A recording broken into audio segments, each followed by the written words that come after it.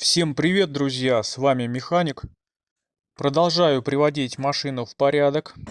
Сегодня покажу вам, как избавиться от противного звука, исходящего от дверей. Так называемый скрип, который проявляет себя на неровностях. Снимаем дверную карту.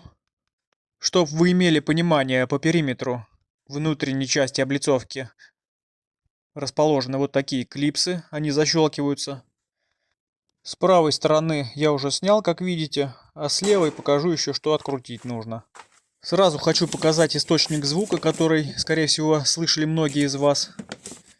Не знаю почему, видимо, нагруженная часть получилась. Вот видите сами.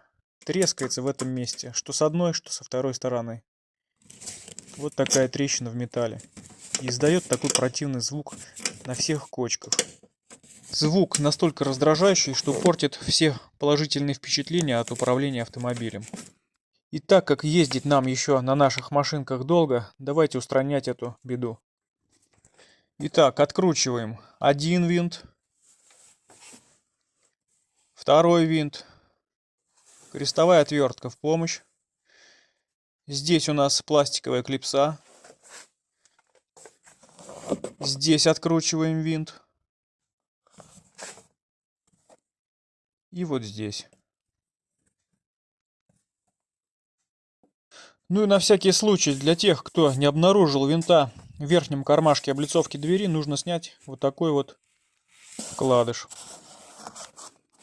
А винт, расположенный в области ручки открытия двери, закрыт вот такой резиновой заглушечкой. Аккуратно отверточкой его оттуда достаем. Далее снимайте вот здесь пластиковую накладку. Вот так она выглядит. Держится на двух клипсах. Просто на себя ее выдергиваете и все. Устанавливается тоже просто. Надавливаем и все. После того, как все открутили, с нижней части начинаем. Цепляемся за дверную карту и аккуратно выдергиваем. Дальше берете, верхняя часть у нас получается висит, наверх ее просто приподнимаем и снимаем дверную карту. После того, как сняли дверную карту, выдергиваем все фишки и снимаем две тяги. Вот, пожалуйста, с водительской стороны та же самая история. Ранее пробовал лечить это холодной сваркой. Сразу говорю, не теряйте время, не помогает. Также эта холодная сварка треснет. Были мысли у меня несколько раз капнуть электродуговой сваркой. Но, видимо, будет та же самая история. Треснет. На какое-то время, конечно, поможет, но ненадолго. Не буду, да, со сваркой заморачиваться. Поставлю я сюда лучше латуневую пластину. Она жесткая, в то же время пластичная.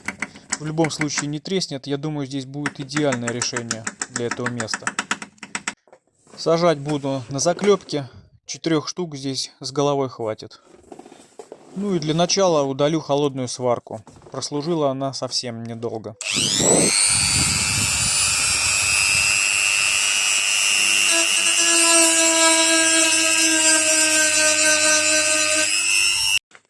Итак, ребят, вот таким вот образом сейчас выглядит ремонтируемый элемент. Получилось очень классно. Латуневая пластина, как я и предполагал, приняла форму двери и надежно ее скрепила. Никаких посторонних звуков сейчас не наблюдается. По моему мнению, вполне рабочее решение. Сделаю сейчас также с другой стороны.